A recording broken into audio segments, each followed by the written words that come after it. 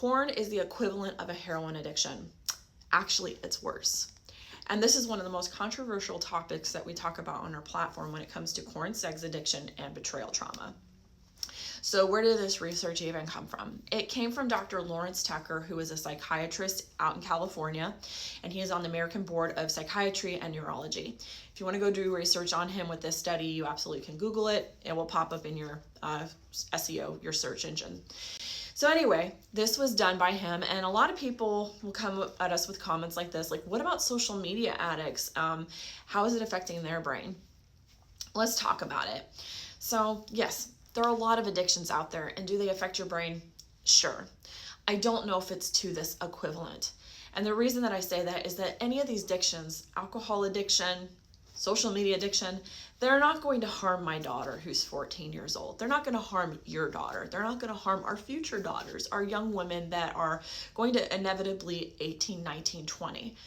And with this addiction, with corn addiction, it is shutting off the prefrontal cortex of their brain. That is where your CEO in the brain is. That is where you do all of your rational thinking, cause and effect, the consequences, impulse control, vulnerability, empathy, compassion.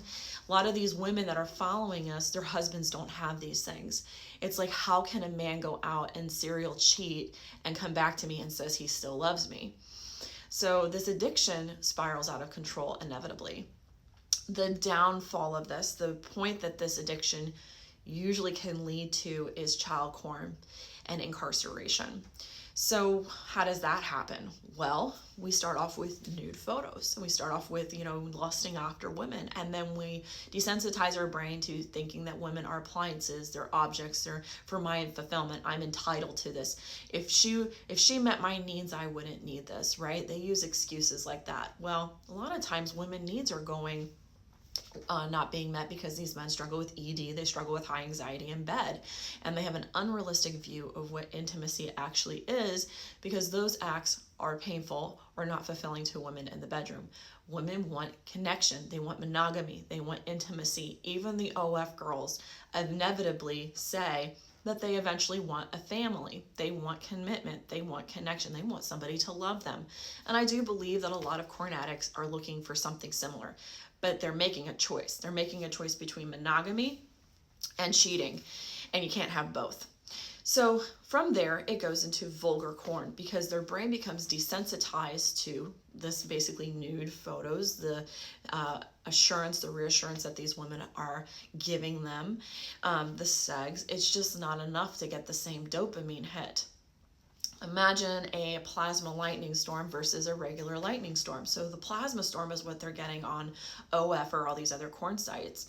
It's not normal to consume hundreds of women in a day and to get off for 5 minutes a day looking at other women. That's not normal. And to be frank, OF started back in 2017. It boomed in 2020, 123 million subscribers joined in 2020. We're seeing an epidemic from that. Now, from there, the dopamine hit is just not enough. Your brain actually shuts off with that amount of dopamine. So now things are starting to spin out of control. And now it has to be more vulgar, more grapey, more non-consensual sex that these women are begging for in these videos, or resisting and then actually enjoying. So there was a research done on this college campus in North Dakota. You can research it. And this was done in 2015, ladies and gentlemen, 2015. So do the math. But this woman who did the survey, she asked these young college men if they could get away with it, would they force a woman to have non-consensual sex? And 31.7% of these men said yes on the survey. 19% said they would actually grape a woman if they could without getting caught. So both parties were essentially saying that they would grape a woman if they could without being caught, without consequences. That was done in 2015. And here we are in 2024. And the corn is more vulgar. The corn is more accessible.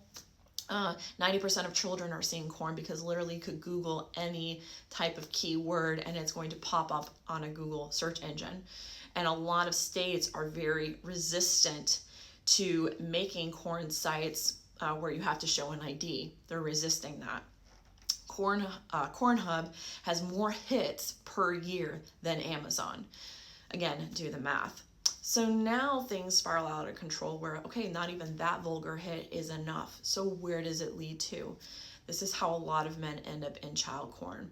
People say, oh, what a monster. How could anyone do that? That is so disgusting. Because it started here, and because we ignored it, and because we didn't call it an addiction here, and because we overlooked lusting after women as being normal, and because we just looked at it as any other addiction. But this is a monstrous addiction. And by the time their brain is so far gone, they don't see anything wrong with this. There's shame involved with it, sure, but they can dissociate that. I look at this and then I have my life over here. A lot of these men who are addicted to porn have their own kids. A lot of these men that you talk to about child trafficking, they have their own kids. So there's something very demented when you get to that point, and it's very hard for these men to get out of it at that point. These men are in SAA meetings and PA meetings, and they do confess on these calls that this is what they are struggling with, and they don't know how to get out. So inevitably there's incarceration at the end of this. So would I compare this to a social media, an alcohol addiction?